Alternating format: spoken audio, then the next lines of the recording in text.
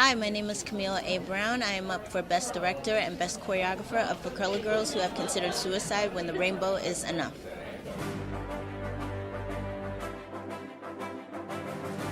We are at Tony Day. You Yes. are a double nominee today, Camille. How does it feel? It feels amazing. I mean, to go from this being my Broadway debut as a director and feeling so nervous about that and fear and trepidation, and then to have that one extreme and then the other extreme to be nominated for both directing and choreographing is something that I did not imagine to happen.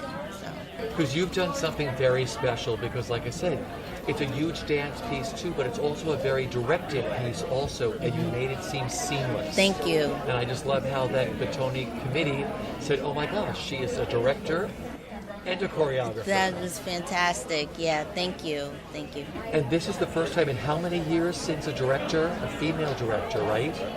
Black Yeah. female director in 65 years to direct and choreograph a show. Yeah. Isn't that crazy? Yeah, it's crazy. It is crazy. The first choreographer director was Katherine Dunham, and that was, like you said, it was 67 years ago, and I'm 42, and I wasn't even born when that happened. So for this to be something that's happening now during this time, I think is very symbolic, and I hope that it provides other young black girls that are interested in directing and choreographing a space to know that all things are possible, and also it gives me an opportunity to lift up Katherine Dunham and the people that came before me and who paved the way so I can be here. What has given you the most joy with working on this production?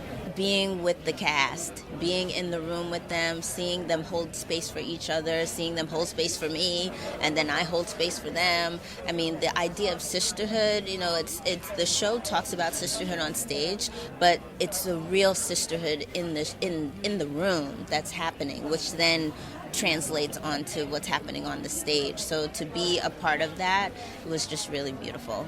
It's also interesting that many people can find their way of saying, oh, I relate to her even though I'm a man. Mm-hmm. Or I can relate to that person. Or, oh my God, or I have an aunt like that, or a sister. Mm-hmm. It must make you feel great that it's a universal message that the show puts out to audience members. Totally. And I think because Ndjake Shange's work was so specific to her and black women's stories, that I think the more specific and inner you go, the more universal things become. So the fact that people that are not necessarily black women are still finding their own entry points inside of it is so beautiful.